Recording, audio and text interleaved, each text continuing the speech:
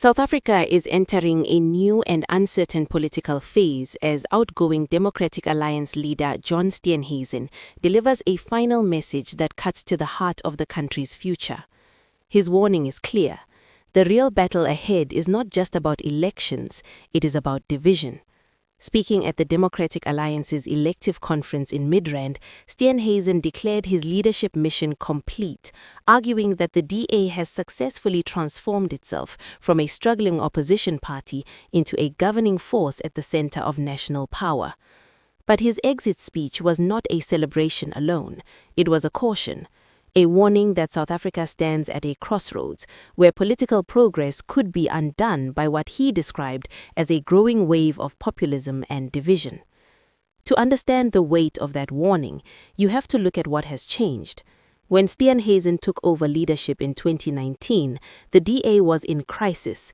Internal divisions, declining voter support, and leadership instability had pushed the party to the brink. Support had dropped significantly, and confidence in the party was fading. Fast forward to today, the DA is no longer just an opposition party. It is now part of the governing arrangement at national level, following the 2024 elections that forced coalition politics into reality in South Africa. This is the core of Steenhuisen's claim. The DA has moved from the margins to the center of power, and that shift changes everything. But with that shift comes risk. Steenhuisen's warning about division is rooted in a deeper political reality. South Africa's political landscape is no longer dominated by a single party. It is fragmented, competitive, and increasingly polarized. New political forces are rising. Parties like the Economic Freedom Fighters and the Umkhonto weSizwe Party are reshaping the conversation, often using more aggressive and populist messaging. These parties appeal to frustration over unemployment, frustration over inequality, frustration over slow service delivery.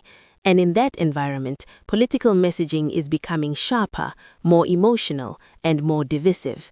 Steenhuisen's concern is that this kind of politics could destabilize the fragile progress made through coalition governance, because coalition politics, by its nature, depends on compromise. It depends on cooperation between parties that do not always agree, and that requires stability. If political discourse becomes too polarized, that stability is at risk. There is also another layer to this. The DA itself is undergoing a transition. Steenhuisen is stepping down at a time when the party has achieved a level of influence it has never had before. This creates a leadership vacuum at a critical moment. The next leader will not just inherit a party, they will inherit responsibility within government, and that changes the expectations. The DA can no longer rely solely on criticism of others, it must now deliver results. That is a fundamental shift. Political analysts say Steenhuisen's mission accomplished statement reflects a strategic milestone. The DA has survived internal collapse, rebuilt its structure, and positioned itself as a key player in national governance. But whether that success can be sustained is another question, because the political environment is becoming more volatile.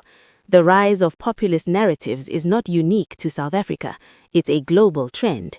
But in South Africa, it's amplified by economic pressure, inequality, and historical divisions. This makes the warning more urgent. Steenhuisen is effectively saying that the next phase of politics will not be defined by who holds power alone. It will be defined by how that power is used. Will it be used to unify, or will it deepen divisions? The timing of this message is also significant. The DA's elective conference is not just about leadership, it's about direction. It's about defining what kind of party the DA wants to be in this new political era, a governing partner or a political counterforce. That decision will shape its future. For South Africa as a whole, the implications are broader. The country is moving into a period where coalition politics is likely to remain the norm. No single party has overwhelming dominance anymore. This creates both opportunity and risk. But where Steenhuisen's warning becomes most relevant, if political competition turns into division rather than debate, the entire system could become harder to manage. For voters, the stakes are high.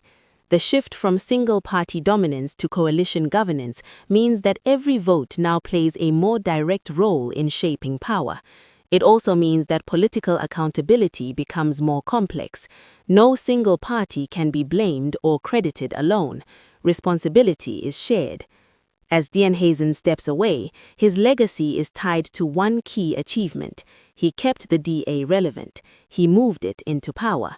But his final message suggests that the real challenge is only beginning. South Africa is entering a new political era, one defined by competition, coalition, and uncertainty. And the biggest question now is not who will lead, it's whether the country can navigate this new reality without falling deeper into division.